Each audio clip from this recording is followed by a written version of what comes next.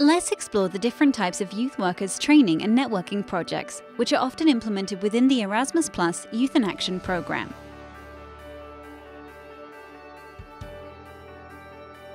If several partner organizations identified a need to develop skills in using new methodologies of working with young people, they would probably choose a training course.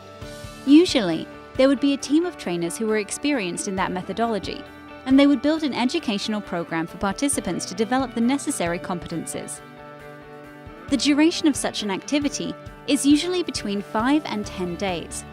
Depending on the number or complexity of competencies to be developed, it could also be a long-term training course consisting of several training sessions with some practice in between.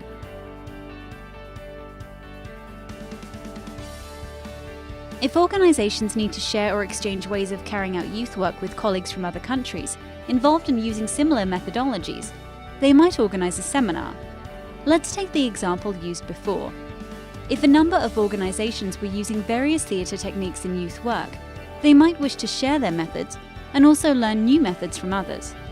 A seminar is usually shorter than a training course and lasts from 3 to 5 days. In most cases, there would be no trainers, as most of the partners would bring their expertise from the field. There might be a team of facilitators, though. They would provide some structure and methods for sharing and learning together in an international group of youth work practitioners.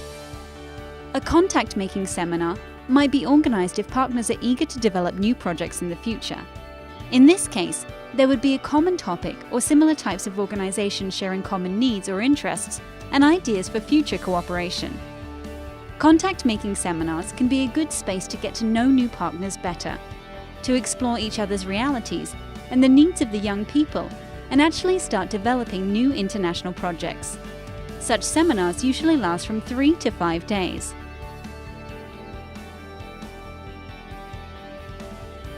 As an ancient proverb goes, it's better to see once than hear 100 times. A study visit is another type of youth worker mobility, which allows people to visit several places in a given country and explore the specifics of youth work there. For example, it could be a study visit focusing on street work, or it could be one focusing on social inclusion practices in youth work.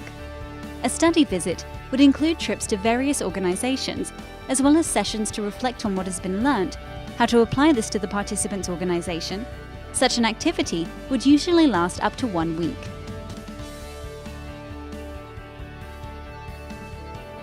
Let's imagine that someone participating in a study visit is really excited about the methodologies used and the way an organization is working with youth. It would be challenging to learn about it just by visiting that specific organization for an hour or so. No problem. A youth worker can take a job shadowing at that organization. Such an activity is usually longer than the ones explored before. It may last from 1 or 2 weeks to up to 2 months. In this time, a youth worker from another country can observe the daily activities of the hosting organization, explore the methods used, get a better understanding of the socio-cultural context of the youth work, and much more. It's also a great way to develop long-lasting relationships, which can grow into long-term partnerships between the organizations. Partner organizations may decide to combine several types of mobilities in order to achieve their goals and match the professional development needs of their youth workers and others actively involved in the youth work field.